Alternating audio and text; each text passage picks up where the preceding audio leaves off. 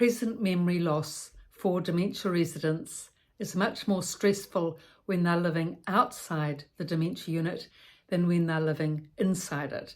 Because inside the dementia unit, everything's catered to. Because people have loss of memory, cares are taken care of, there's help with showering and dressing, meals are made, laundry's collected, etc. So that's all covered, but the person still needs to be able to live in the facility with 30 other people, and that in itself is a big achievement if they can accomplish that. So how to get around present memory within the socialisation of the various dementia residents. In terms of names, men tend to call the woman dear or love, and the women tend to call other women she's my friend. So that's an easy way to be able to get around the problem of not being able to remember names. But the problem arises really when relatives come into the unit. It's okay in terms of not having a present memory in a dementia unit because no one has a present memory. None of the residents have a present memory, or if they do, it's very weak. And staff, of course, understand the present memory problem. So they wouldn't ask someone, what have you had for breakfast, for example, because chances are they wouldn't remember. But with a relative coming in, many relatives expect or want the dementia resident to remember their name and have recognition or remembrance of their name. Now, many dementia residents do remember their, say, son's name or their daughter's name, especially if they visit regularly. But if they haven't seen their son or daughter for a long time, even though they may recognise them, they may not remember the name. So it really is a good idea to increase that identifiability for the people with dementia to be able to recognise you, to make it easy for them, the easy path. So to channel that, what you can do is when you greet your mother, make sure you have good eye contact and say, look, Mum, it's Jack, your son. I've come to visit you for half an hour. And in that way, she's set up. She knows your name. She knows you're visiting, how long you're there for, and everything's clear for her. Because otherwise, if she doesn't remember your name and you ask her, who am I, Mum? It really is embarrassing and stressful. The person can so easily lose their confidence, albeit often at a low ebb anyway. But if you greet her with warm, comfortable, rosy feelings, heartfelt feelings, that always reaches those good, warm, genuine feelings. And if you, say, look, Mum, Jack, I'm here.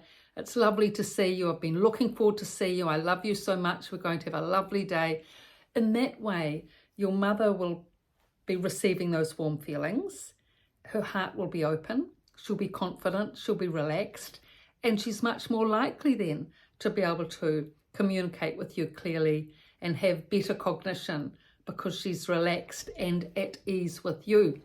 So in terms of getting around the present memory, it's really best to try and tap into things of the past. So if she can't remember what she's had for breakfast, which isn't really much of a talking point anyway, really, it's quite mundane. And dementia residents like speaking about topics of interest, actually. I mean, they're very happy to speak about the past, summer holidays and their wedding day and the family and the children when they were young, but they're also very happy and pleased for the opportunity to be able to redirect their thinking away from their dementia losses to the cognition through understanding and concentration and focus through their intellect. And if they can channel that through topics of interest, and if you can capture their concentration with topics of interest, dementia residents enjoy being able to know about the news and what's happening in the outside world, and you updating them on what you've done at work or your travels, etc., because this thinking is really good for their cognition. Their mind and memory is weak and wasted often, but their thinking and cognition can be developed. And if it is, that person really does have a better chance at being able to communicate and concentrate and have a better quality of life, and reading, etc. Bringing in the newspaper and them having magazines goes a long way towards being able to help with this.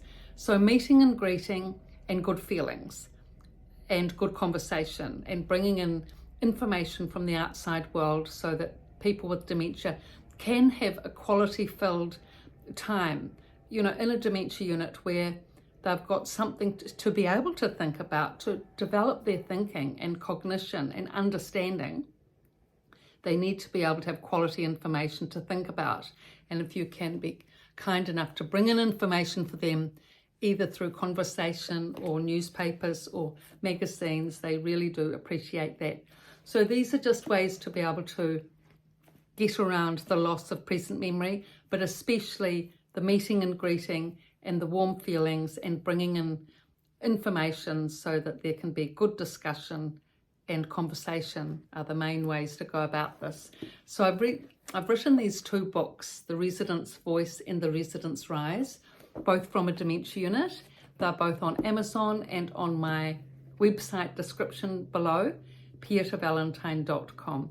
Thank you for your looks and your likes, and I'll be speaking about the other stresses of dementia, direction orientation loss, and dementia blanks in the next two videos. Thank you.